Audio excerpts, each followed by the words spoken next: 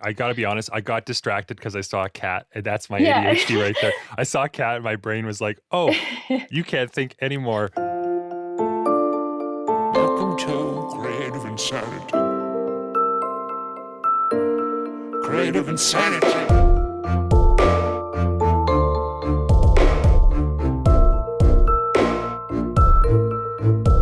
Hey, I'm Servant. I'm a rap artist and producer from Alberta, Canada, and today I had the pleasure of speaking with Krista Van Iderstine. Krista is an ADHD coach and occupational therapist based out of Calgary, Alberta. Even if you don't have ADHD, this is a highly informative episode for creative people because being creative, almost by definition, shares some qualities with ADHD. I want to stress that unlike my usual guests who are brought on for their creativity, Krista is a mental health professional, and though creative in her own right, I had her on so we could really dive into the nitty-gritty of this condition that both plagues creative people and pleasures them all around the world. We both share our own experience as people with ADHD. We discuss the biological side, the psychological side, a bit of the existential side, common myths, and strategies for how to thrive with a high-powered race car of a brain. So without further ado, here we go. Krista Van Iderstine, welcome to the podcast. Thank you very much. It's good to be here. Yeah, so you're actually a bit of a different kind of guest for me because whereas before I've been focused on finding guests solely for their creative output, you're someone who's actually, I would call a medical professional. You're an OT and you specialize in something that I've got a lot of familiarity with now these days, ADHD.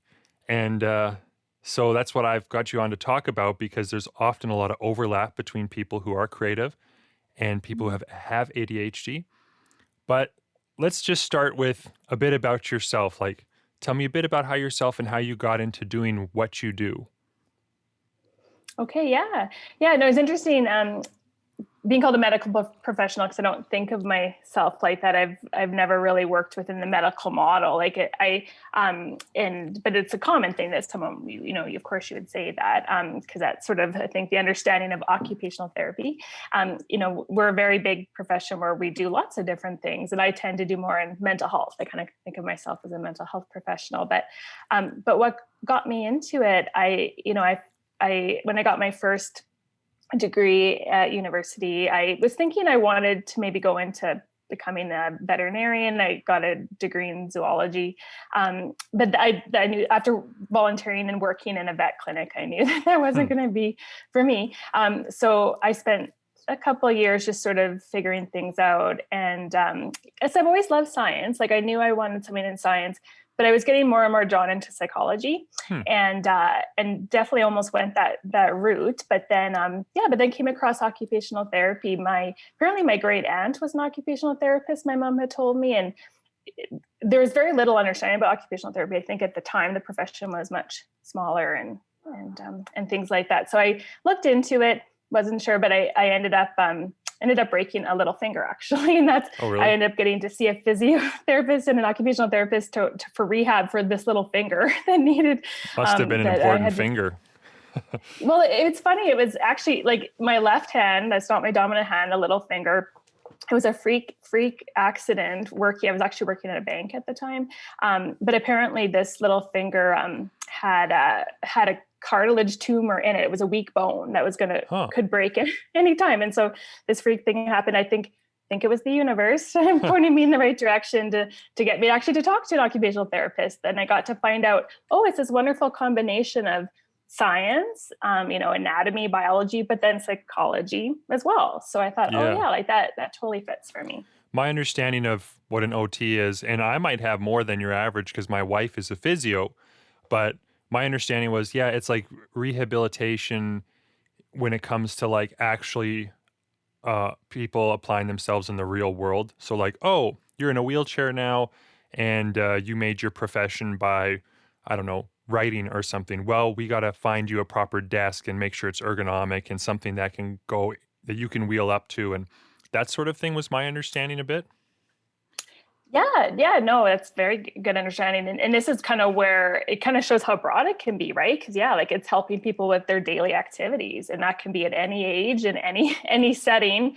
So we all can be quite diverse, and it definitely leaves room for niches. And I really feel like in my work, I have found a certain niche with working with people with families with ADHD as an occupational therapist. And it's very much that it's helping. Like I'm working with the family as a unit, definitely with a focus on the child or the teen around their ADHD, helping the child, the teen, the family, parents to learn about ADHD and really understand why are things hard, like why are certain daily activities hard, and then we do problem solving together to figure that out. That's interesting. Yeah.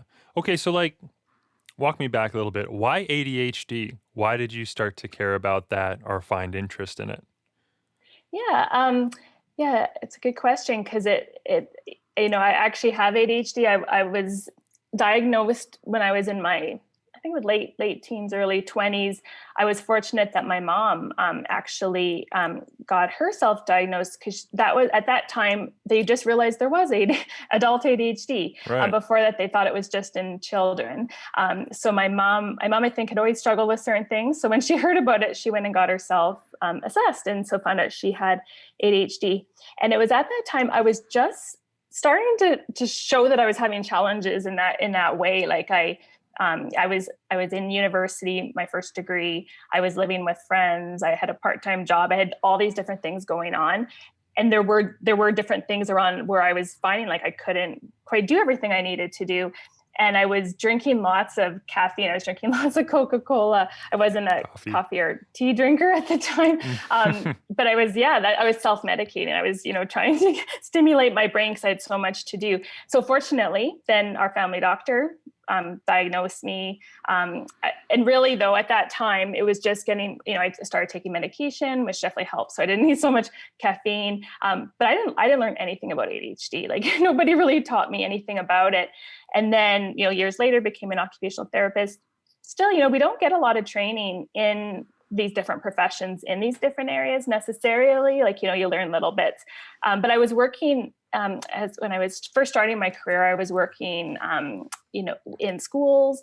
I was working with kids, all different kids with different challenges. And I just found myself really drawn to the kids with ADHD, really seeing the self-esteem issues that were coming up and the mental health kind of challenges. And so I found myself going more in that direction. I just thought that this to me seems what's most important in terms of helping kids in schools, helping them to feel better about themselves and what they need to do, and got more and more into mental health. And then, and then just different life things were happening. I was starting to become more aware of my own ADHD and wanting to understand more about it. And then was hearing about ADHD coaching. And so I decided to go and get that training. And with that training, then I started to work with adults as an ADHD coach. I really don't consider it like what I do with adults occupational therapy, because I never really have worked in a setting as an occupational therapist working with adults, but sometimes like in Alberta, because my license is in Alberta, I will sometimes bring in a bit of occupational therapy with my clients, my coaching clients in Alberta who are adults. Like I might do a sensory assessment and might bring in a bit of it. But otherwise, I really stick to the training I got as an ADHD coach. That gives me the ability to actually work with adults outside of Alberta because it's not within that license. Yeah, you'd have some limitations because that's how it works in Canada. So tell me a bit about, because I actually want to get into like the sensory stuff a bit too, because I'm understanding there's some connections with vestibular issues. But before we get there, what kinds of challenges, and I'm playing a bit ignorant here because I know from a personal standpoint, but I know that some people listening might not, like they've never really thought seriously about ADHD. And like I have a lot of really creative people who listen. And so what kinds of things do they typically have challenge with? And like what's good about being ADHD? Like what are the pros and cons here that you tend to find in people? Mm-hmm. Yeah. So with ADHD, like they've realized now it's a brain-based condition. Like I think it like just since the 80s or so, it's been kind of recognized as a disorder. gone through different names, gone through different understandings. We're fortunate that brain science keeps exploding, and we're understanding more and more about the brain and the body all the time, which is really helpful. But they really see it as a brain-based condition, and it's biological. But what's so hard though is it's and this is I think where there can be so much stigma with ADHD is that people with ADHD stand out in terms of they can't quite do maybe some of the things that other people do. So let's say in schools, it can be that the child or student with ADHD can't quite, get their work done at the same pace, or they're having trouble focusing on certain things, or they can't sit in their desks. For adults too, it can be that adults they're not able to do the same things in the same way their coworkers can. And it's confusing because it's also invisible, but it's it's brain wiring differences. And so the challenges that can come up can be like, there's this term executive functioning skills. Really what it is, it's the executive functioning skills are our top higher brain prefrontal cortex abilities for thinking about, focusing, starting, doing all these different things we have to do all the time. So I think of it like a mental chalkboard, right? Keeping track of lots of information, keeping track of what do you need, keeping track of time, so you can do things in a certain way. And it's the way that our world is built. Most people don't have ADHD. So the world's kind of built around, being able to use these skills in certain ways. So when we have ADHD, we struggle with that. Our brain just isn't wired well for that. So that's one part of it. But also they've recognized that the part of our brain where we process emotions and where we process certain brain chemicals, it's one in particular called dopamine. Our brain regulates those things differently. And so as a result, we need a lot of what's called stimulation. Like we need to be doing things or have situations that energize us. And that can be mentally, like through interest or novelty or things that are kind of make us curious, or it can be sensory things too. Yeah, it can be like needing to be moving in order to be focused and engaged, or needing your hands busy, or needing noise and things like that. So it's kind of both. I think it's really important to talk about both. Yeah, it's like I think a lot of people with ADHD have a higher proclivity for addiction, for instance, especially dopaminergic addiction, like gambling and pornography and stuff like that, because it is giving you that kick at constant stimulation that you desire. And you be a little bit more susceptible. I know something that I've noticed, like at least from who I've talked to and like for myself, is just the challenge around like having to do what you want to do. Not if people want you to do something that doesn't make sense to you, or it's kind of silly. Like for schoolwork, for me, like I was a terrible student because sometimes I could look at the schoolwork and say, I'm not going to need this. Like I know that this is a waste of my time. So like I had no buy-in. And because I had no buy-in, it's like I couldn't force myself to do it. I would just sit and stare at it, or I'd get up, I'd leave it, I'd ignore it. There was no way I could do it. And I still struggle with that today. Like working a job in normal society, if it's not something I want to do, like social media, I don't like doing social media for people, really. I barely like doing it for myself, though I'm getting better. I was getting paid to do it, and I just, it was like grinding teeth. I was starting to like hate my life having to do this, and it was getting harder and harder. I was procrastinating more, and it's not like I was doing it for long. So, I had to focus on something else, and it seems like I'd have a record of just going through things. And yeah, just that willingness, like doing what you want to do seems like a pretty characteristic thing. And that seems like a kind of stigmatized attitude as well, right? Because it's like, oh, you're so full of yourself. You just, right?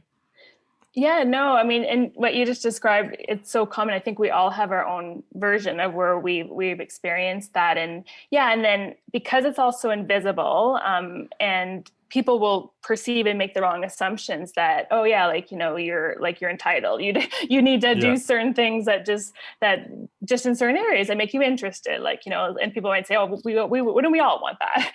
People think you're making choices, but again, this brain science really has shown now that it's like this dopamine chemical isn't being regulated properly. And so as a result, our brain doesn't engage the same way unless there is that certain level of interest, or even just, sometimes it's even just like the just right challenge.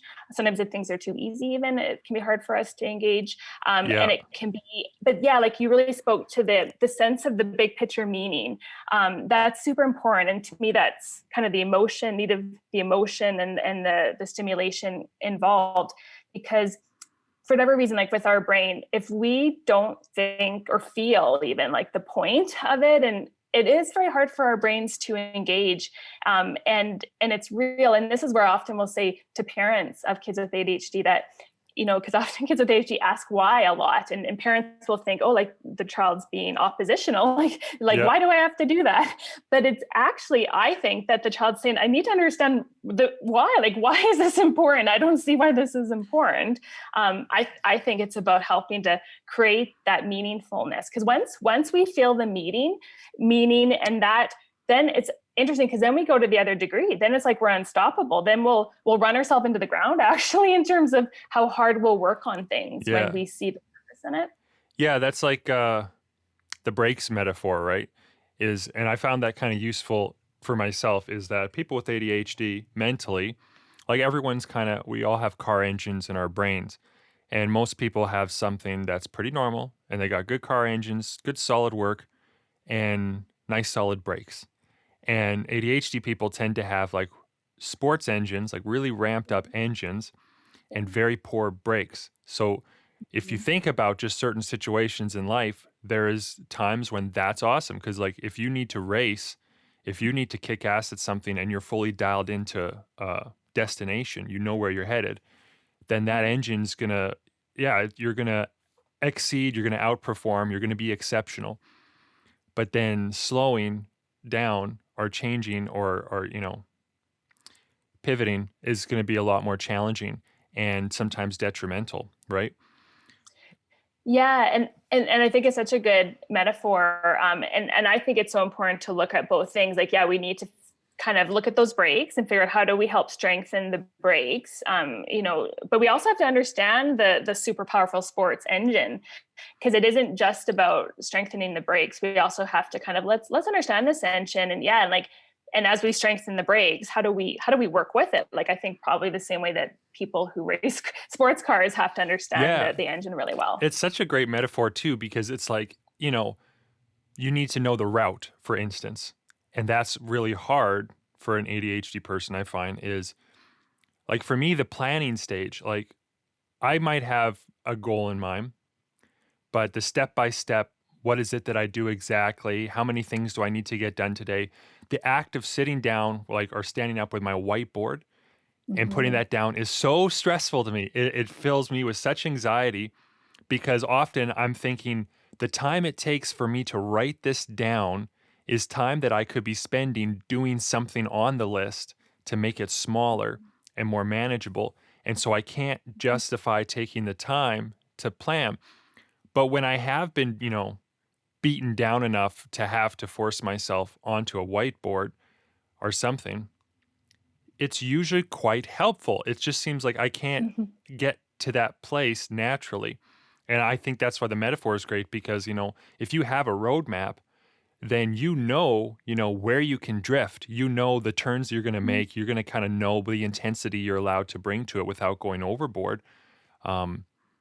But if you don't have a map, then you're just kind of going wild, and getting off track is going to happen. And I think it happens a lot to people who've got this condition, Yeah, what you described is so common in that, and I think this is important for people with ADHD and maybe even other people who are wanting to understand ADHD to know that it takes a lot of energy. It's important to think about, we all have these sort of brain body energy tanks, and to sit down and to plan and to really use those executive functioning skills takes our brains a lot of energy. It is helpful, but it's not easy. And that's where that anxiety can come up, because in a way, our nervous system's this doesn't feel good. And so this is why we sometimes have to figure out our different strategies, or maybe we need a little bit of help sometimes with some of that. Yeah. So then on to creativity a bit. I know that there's a lot of association as people learn about ADHD that they're like, man, ADHD people tend to be creative. And I think that statistically, it's very true that if you have ADHD, you have a much higher chance of being a very creative person. Because if you think about it, yeah, like you're really like just want to do what you want to do, and so you're often thinking outside the box. Like you have to have your own understanding. And then, yeah, you've got these powerful engines and this desire for novelty. So you're always, whatever you're diving into, you're trying to experience it in a new way, an original Mhm. sense. So this Mhm. sort of goes hand in hand. But like, tell me a bit about like, what do you find like in your practice and everything that you do? Do you see that correlation between creative people and ADHD? Yeah, like I definitely think it is very tied to how our brains are wired.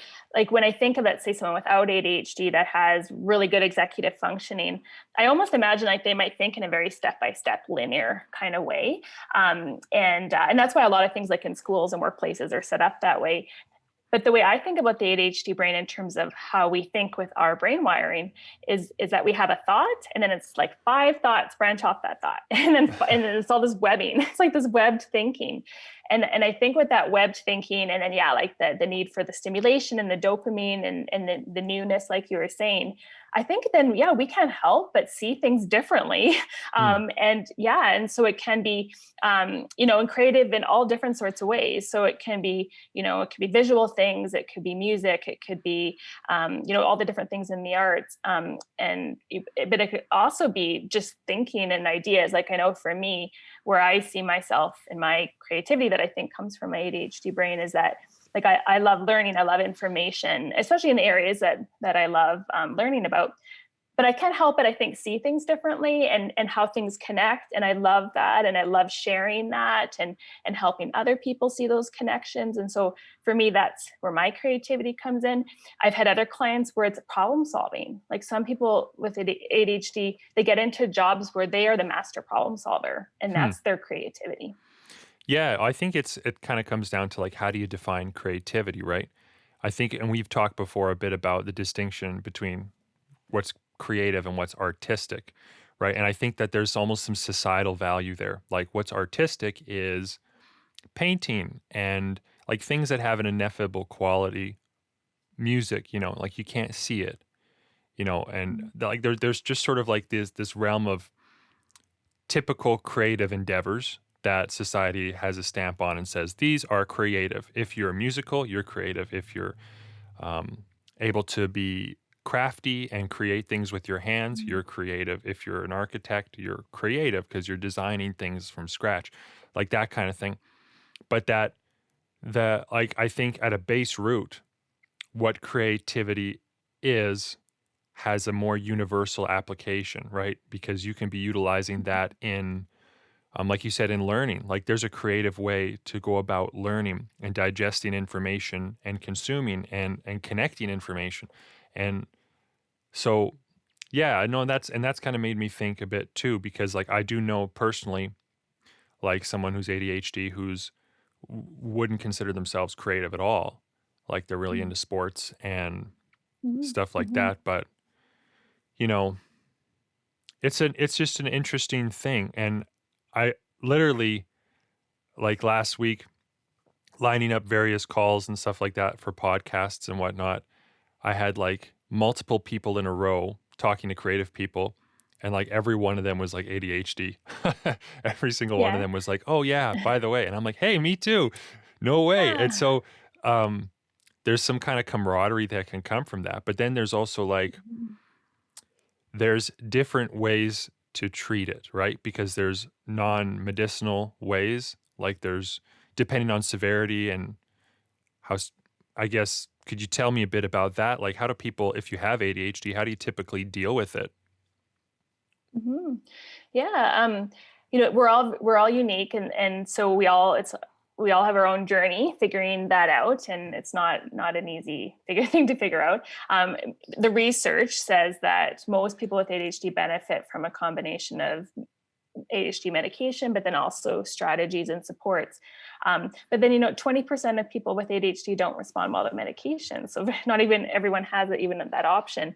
And it really depends on your lifestyle and the things you have going on. Because it's, when I think about medication is it's supporting the brain chemicals like dopamine. It's giving you that stimulation in ways so that you can do things that are less stimulating, that we all have to do in our life. But it doesn't take away your creativity. And I think that's something I'll often hear, like when people are, kind of maybe starting out on that journey. I've had that they're concern. worried. Yeah, they're worried they're going to lose themselves. They're worried they're going to lose their creativity. But when I go to conferences and hear doctors who are experts in ADHD talk about medications, they explain that medications aren't meant to do that. And if that's what's happening, then you're not on the right medication. And it can take some patience, the whole process. And it's important to work with a doctor that understands ADHD, because it can take trying different ones, trying different dosages, till you find that place where you feel like you can be your best self. You can still be creative and use your strengths, but you're not so tired. You're not getting so overloaded, and you're not falling into, some negative situations where your need for stimulation dopamine is creating addictions and things like that. Yeah. So I think it's something I always want to say to people is just to make sure you're getting informed about your needs around that. Yeah.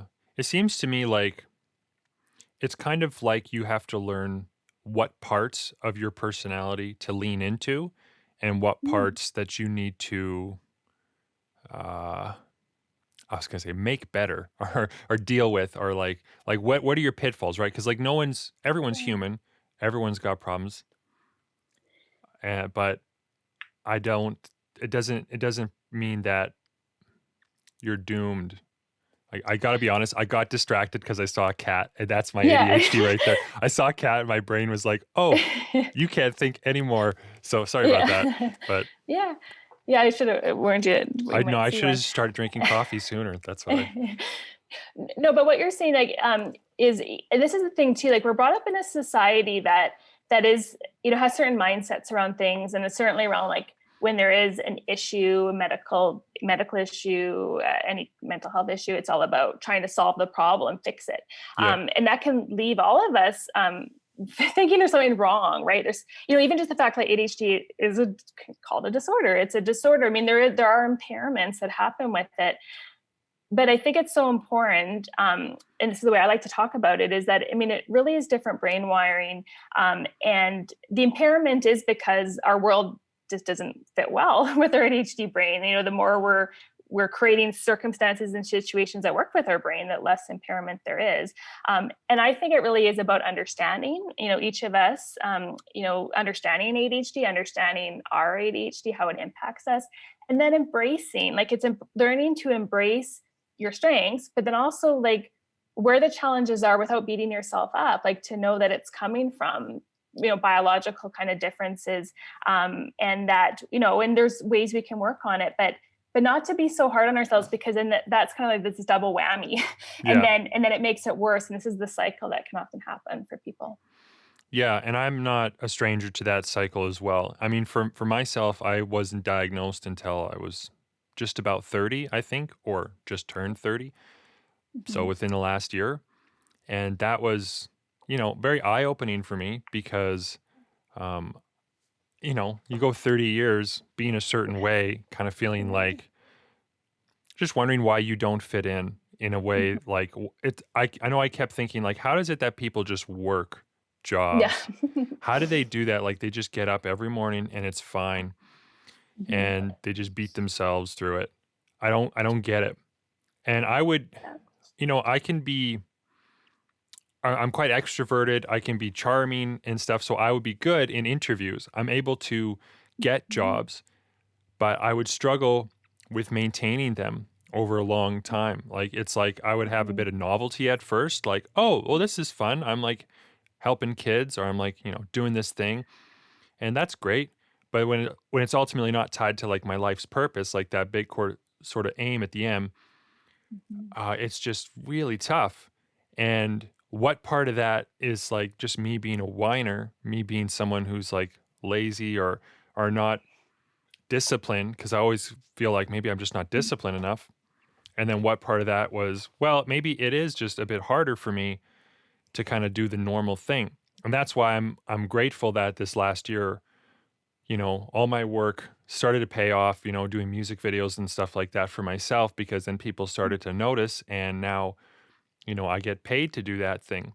I still need more work, so if you're listening, please give me work. But I was, because of COVID, I lost a bit, but it's like I'm actually kind of working for myself now. And so I have this freedom, and everything that I'm doing applies to my longer goal of like getting really good at videography for my own music videos. So I finally kind of got onto a track that it seems like, man, I don't hate this. Like, I don't mind, doing realtor videos and stuff like that. It's a bit social, but I get to learn something every time, and I keep my skills sharp so that when I do go to like make a John Wick related music video that takes like, a bunch of different shoots and locations and things are getting really complicated, that I feel like I can do a good job. So, yeah, for me, it's like, it's just a kind of it was a strange realization. And it's one of the ways that I connected with you, because my wife is like looking up who specializes in ADHD. So, and that's how we connected.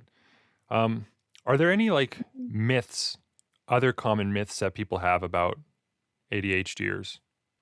Okay, yeah. So yeah, there are myths, for sure, in our society, and I think our media, perpetuates them. I think, just even people talking about things, especially a lot of people don't necessarily understand ADHD, but they still might offer someone an opinion, even though they don't know. And so these things kind of keep going. So it's important to talk about what's not true. A big one is people thinking it's a behavior disorder, that it's behaviors that someone with ADHD can have control over if they get the right behavior strategy. And that's not the case, because we know it's brain-based wiring differences. A lot of people think it can be a willpower thing, that, if you just try harder, if you just get the motivation, and you'll have more willpower, and you can do it. And that's, again, not the case. The brain science proves that that's not the case. And there's also ones too where people think that it's just or more prevalent in boys and men, and it's not. It's equally prevalent in men and women. And women are very much underdiagnosed because it looks different in girls and women. And people tend to think, because there's that word hyperactivity. I mean, the name itself, I think, causes so much confusion and myths. Yeah, they got to change that. Yeah, I mean, the hope is, the name used to be worse, so it's. I think it's getting better, but it's like, but yeah, it's because, there are different aspects of hyperactivity, but people think physical hyperactivity, but that's actually not the common part of ADHD, that there tends to be more emotional hyperactivity or mental hyperactivity. Yeah. And that's, and that's why it's in all these different types of people. And then also people think it's just a childhood disorder and that you just grow out of it. And that's not the case too. There's so many adults who have ADHD and are not diagnosed. And I feel like that's an issue. Even just the idea, people think it's overdiagnosed, and it's actually underdiagnosed because there's so much confusion about what it actually is. And some people even say it's actually under-medicated too. So, again, people will say, oh, there's so much ADHD medication and people are just over-medicating. But there's so many people who are either not taking medication, who could benefit from it, or who aren't maybe having the optimal kind of medication too. So I think, these myths get in the way, I think. And I think they actually cause harm. So I think it's really important that we do try to get rid of them. Well, and then just in terms of calling it hyperactivity, it made me think of like the biological, like the neural hyperactivity, because there is something that I always forget what it's called, but it's like your default network. Yeah, something. I get the name. I just was talking about this default brain mode network. Dr. Edward Hallowell, a big ADHD expert's talking a lot about this now. It's important because it's this brain wandering network that we all have. Like, apparently there's a focus network, and then there's this brain wandering network. Yeah, let's break that down for people listening. So like there's the default network, which is kind of like free association or something. Yeah, brain wandering. Like it's just meant to be like the idea that if you're not focused, then your brain's at rest and it gets to just kind of wander. And that's actually where creativity could happen for anybody, or, imagination and things like that. Cause it's just sort of, a brain at rest. And Yeah. maybe it's even sort of like play, play for the brain kind of thing. And let's say somebody, who does not have ADHD, then maybe now they're getting to focus on a task, then that shuts off, that brain wandering network shuts off for them, and now they can focus and they can easily go back and forth.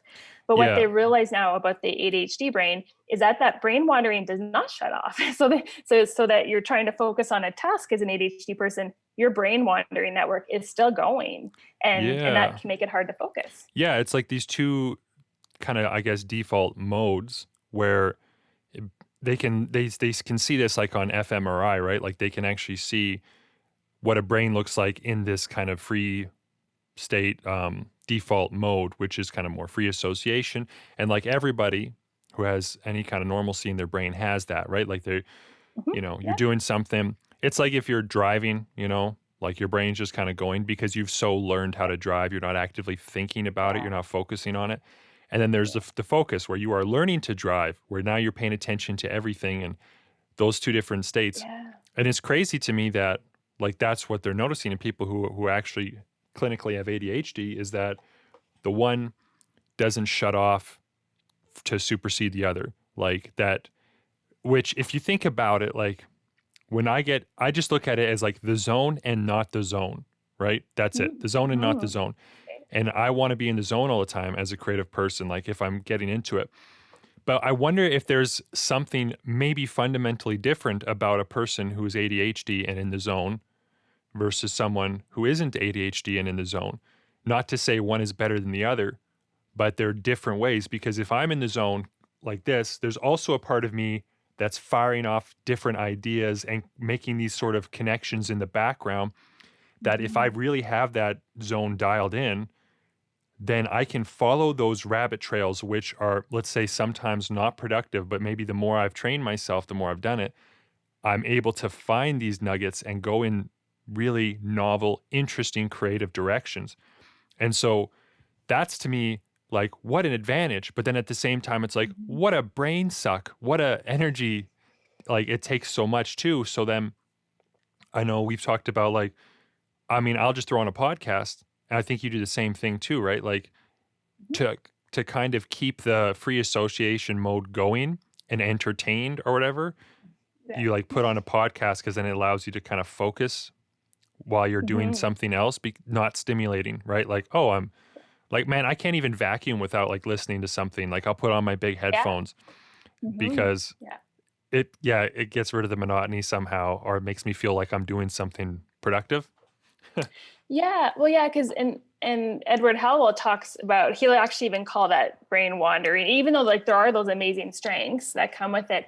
He calls it the demon though, because it has the tendency to be more negative, just like how, I mean, all of our brains are wired for survival. So we have a tendency or negativity bias. So the wandering will be more negative more of the time. And because we have it going all the time, we have this negative loops even more than other people going all the time, and which can create this rumination. So then let's say you're doing something pretty boring like vacuuming, it's going on and on about how awful it is, right? So it's like you got to entertain that part of your brain. So it's not telling you all that.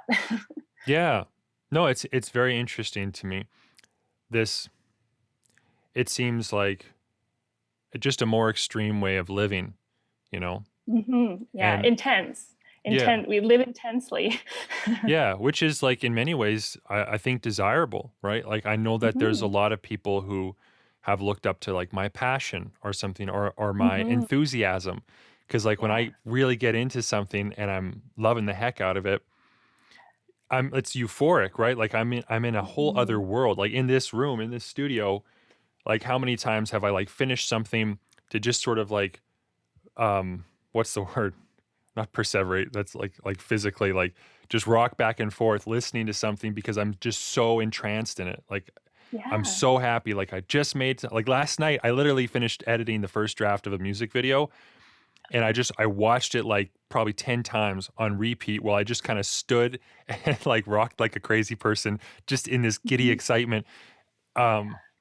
it's like a kind of a crazy cool thing, but then there is that dark side. And in Mhm. my life, I've experienced much depression, much anxiety, um, being lost in these mental states of like, why am I stuck doing things that I don't want to do and I don't know how to get out of it, and then just burying myself in victim mentality and all that. And it's taken a lot of wisdom. Um, I think for me, like just certain practical things on how to deal with that before I even knew it was ADHD that are probably practical for everybody, but especially so for me. Um, I guess Mhm. I just feel like I'm still scratching at the surface of understanding it. It's like, what does it mean in an existential sense? Like, if you're Mhm. like, what does that mean if there's like such a percentage of the population that is set aside to be this kind of more extreme, higher highs, lower lows potential? What's the function in society that we're supposed to play? And like, it makes you question, like, I could see why people say, oh, you shouldn't, people who are like anti-medication, right? They're like, never do that. I see that reasoning sometimes from an evolutionary standpoint, because you're thinking like, oh, well, if you're this way, you're probably, you know, you're a hunter, like you're meant to be this way, Mhm. and you just have to find a way to cope with society outside of it and still make a living. But I've Yeah. also noticed that it really is a disability sometimes. Like you can't get out of certain traps, some certain mental traps. Yeah, no, and these are, yeah, the big kind of questions, and this is why I find brain science so helpful, because I mean, there's so much talk now with the understanding that, I mean, all of our brains, we're kind of still have a brain and body nervous system that was created in the paleo era, right? Mm, And our world now is way beyond that. And so everybody, I think it can be overloaded in our world, but especially us with ADHD, because we have nervous systems that are sensitive. We burn up more energy. We're more sensitive to stress, and then I think especially that the way the world is, and even just our need for intensity, right? That it can be a lot, and so yeah, like I think it's about every person has to kind of figure out what makes sense to them, but I think yeah, you really have to think of your mental health, that we do live in this world, maybe if someone's lucky enough to have ADHD and they create this amazing life situation that just matches their brain, then that's great. But a lot of yeah. us, we still live in the world with other people, and we have to sometimes do things that don't work for our brain, and still make that work. Yeah. What's what they call it? Like the CEO's disease. I've heard of that because, Mm. those people who have like ascended through, like they've kind of dialed into their obsessive tendencies and have learned how to make a lot of money doing it. They can kind of craft a lifestyle around, let's say, their ADHD. I've heard that, yeah, like if you're a CEO, you have a higher chance of having ADHD than a lot of other types of Mhm. jobs. Uh, I had a really good question pop into my mind. What do you see as like the balance? How do you find a balance as an individual with ADHD between, let's say, understanding your condition, but not embracing it to the point of like a victim mentality?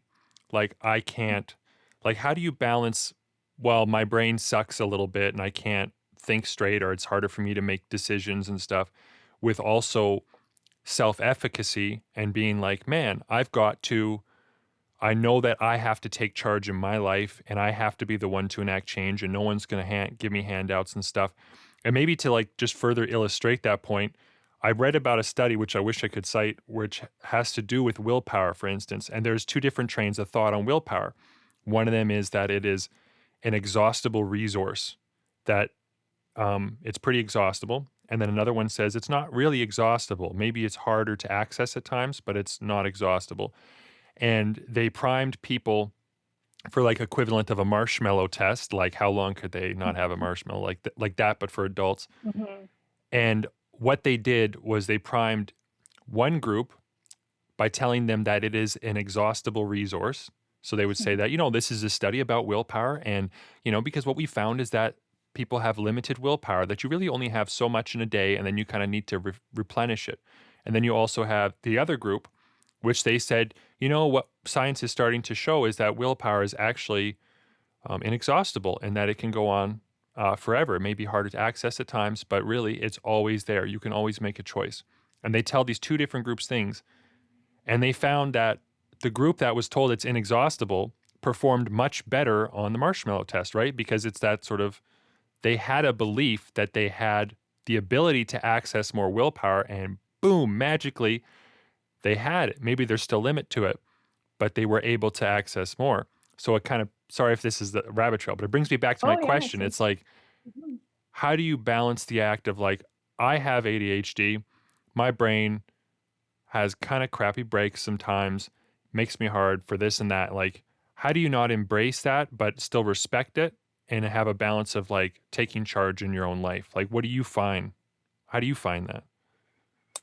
Yeah, no, it's a really good question. That's an interesting study. I found coming across Stuart Shanker's work, and he's a very brilliant. He was a professor of psychology and philosophy at York University. He worked in child development with great, amazing people like Stanley Greenspan for many years. When I came across his approach about, I guess maybe 5 years ago, it really changed a lot for me because he has taken the newer brain science of understanding um, uh, some things around like the stress cycle and energy and the balance of it.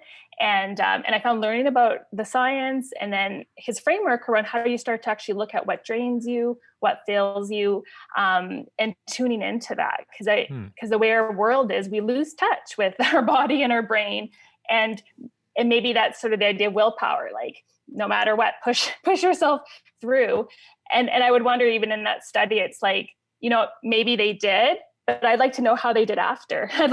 In that study, Right. well, how was their next day? Because often what it can be is maybe for whatever reason, we can sometimes push ourselves through, but there's a cost to it. And I guess I've learned from myself, and again, this Stuart Shanker's approach, and then applying that and now using that in my work has really helped me to get that yeah, like there is only so much energy. We can do things to boost our energy, but yeah, like there's always this balance going on, and there's a stress cycle, and there's things that are just outside of our control. And to me, that just really helped explain so much. And then that really then made me so much better at using my ADHD executive functioning tools. I found actually had the energy. You can have the best tools in the world, but if you don't have the energy, sometimes you can push yourself through, but again, next day you're more tired. And Right. so that's been super helpful. And then self-compassion, bringing that into my practices. Like I've done mindfulness for a long time,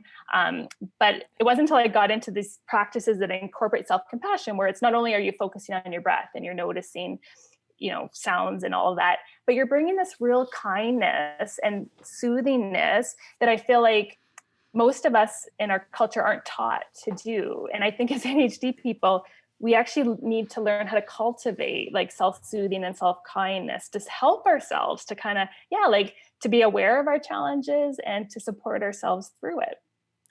Yeah. It's like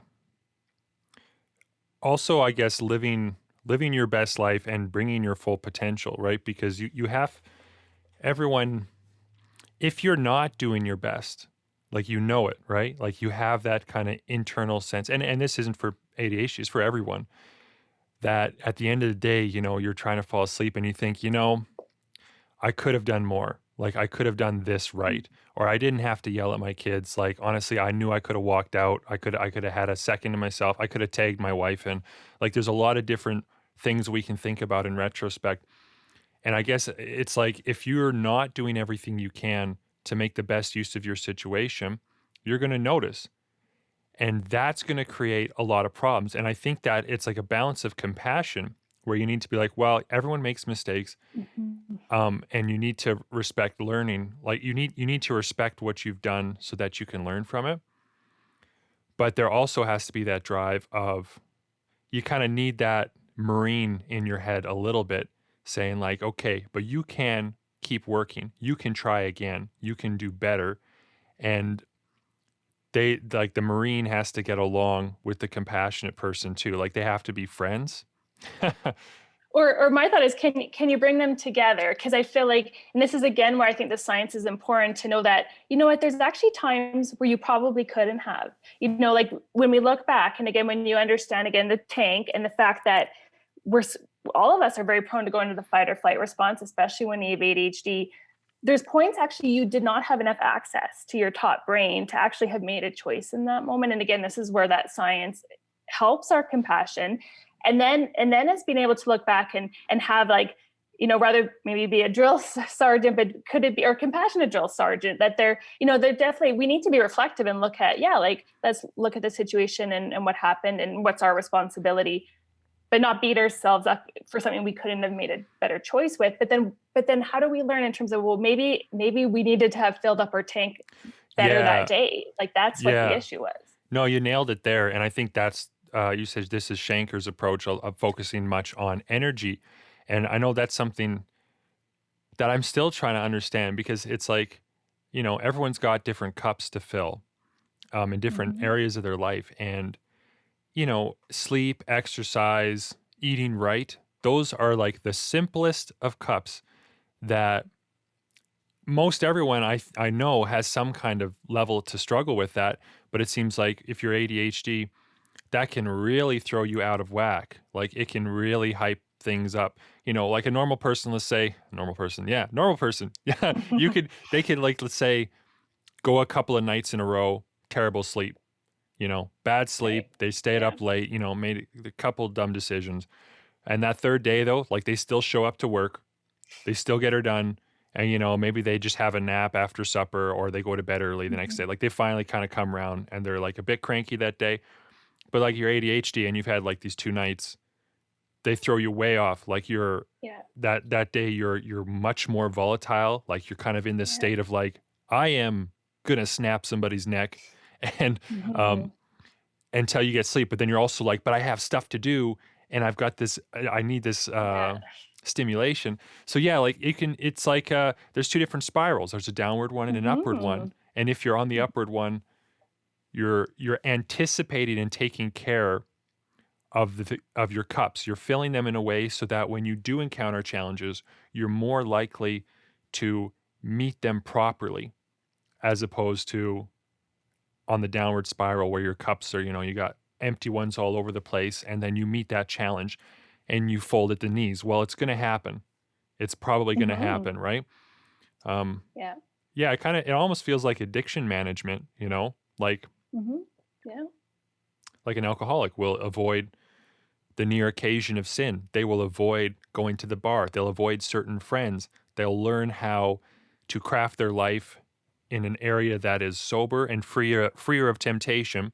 So it is with ADHD. You have to understand what your triggers are and what's going to set you off, and then you have to operate with the willpower you have to kind of remove that.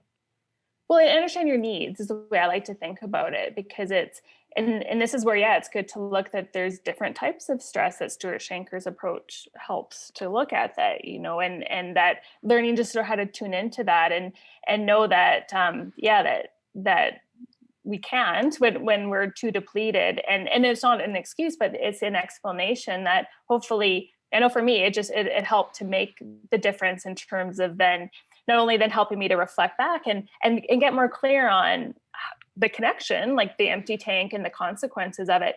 And then to me, that's what drives the desire to do these things, to fill myself up. Like, before this approach, all those things would be shoulds on my list, like exercise every day and eating a certain way, and even meditating every day. Those were shoulds that I maybe wasn't doing every day. But then tuning into your tanks and really, really noticing and really understanding just how it limits you when you don't have the energy in your tank. That to me is now driven me to the point that or helped me to connect to why I need to exercise every day. Like, I feel the difference. And so it's like food. I wouldn't want to miss it now, because it's a need of mine. Yeah. And then because you're getting that exercise, like you're feeding your brain in a way to make healthier decisions too. So you're kind of more prepped to, you know, have these positive habits the next day and the next day. And Hmm. no, I mean, it sounds like you've learned a lot to apply like in your own life. And for me, I feel like, it's been a lot of up and down cycles, but Oh yeah. I've certainly, I know I've experimented like in my case with medication, and I'm trying a new one that I thought was going well, but now I don't think it's going well. Mhm. Um, and I don't know if I'm one of the people who just can't handle it, too sensitive, but or if I just haven't found the right one. But I'm glad to at least know this about myself now. Mhm. Um, I feel like if I knew it when I was a teenager, that would Mhm. have been maybe more helpful to everyone around me. Like for me, sure. But like if my teachers knew that, it might have Mm, changed a lot of yeah. different approach, right? Like I'm lucky to have made it through school because of like how terrible a student I was. I think that in some cases I just got by on my charm. In fact, I know I And had your a yeah, strengths. I had one teacher who was like I failed biology, like biology 20, you need that to graduate. And I think yeah, I failed it, and she pulled me aside after class and she's like it was like 48% or something. She's like, "Hey, I want you to know that I changed your mark by like 3% just so you would pass so I wouldn't see you again." And Oh. I was like, "Oh, thank you, actually. I really appreciate that." And she was like, "You're welcome." um, yeah, and like, it's it would have been different, but I'm also glad that I kind of went through crap in school because now I have some perspective. I learned what it means to really hustle and work hard and also lean into my strengths kind of up to Mhm. this point. Like I wouldn't have the career that I have if I didn't really lean into those strengths out of like absolute necessity, survival almost. Mm, So, mhm. okay, so I feel like this is coming to a nice conclusion. I thought I would just give you the floor one more time. Like, is there anything else, any more juice we ought to squeeze out of this conversation? Because knowing that my audience is quite creative, they have creative interests, and half of them are probably ADHD themselves. Just Mhm. wondering, like, what else you might say to them that they should have a takeaway from. Yeah, well, I mean, and just to comment even on your story, again, I think everything you've described has, everyone I think with ADHD can relate to that. In a lot of ways too, I think, where we end up as ADHD people, in a way, it's kind of it's adaptive survival. Like we go where our brains want us to go, we go where our strengths go, and we figure things out. We're actually very resilient people, and then for your audience, like I mean, hopefully just the information was helpful. Like, if there's someone listening who thinks they may have ADHD and is struggling, I definitely recommend just going, at least getting an assessment just to find out. Because if you do have ADHD and it's getting in your way, it can be life changing just to start, Yeah. understanding that what that brain wiring is and looking at the different options that are out there. And it doesn't have to be like with a psychologist. You can actually, see a doctor, like, and whether it's your family doctor or asking for a referral to a psychiatrist who understands more about ADHD. Definitely worth looking into, at least just to rule it out. And because yeah, it's just about the more we understand ourselves, the more we can figure out what we need versus being caught in this cycle of feeling like you're this square peg in a round hole and all the Yeah. negative stuff that goes along with it. It's just not worth it. No, and there's yeah, a lot of people admire the square peg. You know what I mean? Like there's Mm-hmm. there's a lot Yeah. there's a lot more to life than just the struggles you might have because you're not able to meet the challenge of ordinary life. Like there's so much more potential that you might have locked inside of you that if you had some better Mm-hmm. understanding, you would be Mm-hmm. able to tap into that and really kind of get Yeah. on that upward spiral. So a last thing about yourself. So you do coaching for ADHD people. So and it's something you Mm-hmm. specialize in. So if anyone Mm-hmm. was listening, how might they reach out to you? And also like maybe tell us a bit about some of these groups that you're thinking of starting or that you have already. Yeah, thanks. Yeah, like my website is kristaotcoach.com. So, yeah, like yeah, like for the ADHD coaching with adults, I can do that for pretty much anybody in the world, like that's out there, in terms of if people are interested. And you can certainly just reach out, and I'm always happy to have a little phone chat around just talking about what you're looking for coaching and my approach and seeing if it's a fit. Yeah, and I've mostly just done work with individuals for several years, but I am now looking at starting. I'd really like to start a group, and there's been a little bit of interest, so I'm kind of like finding out who all might be interested.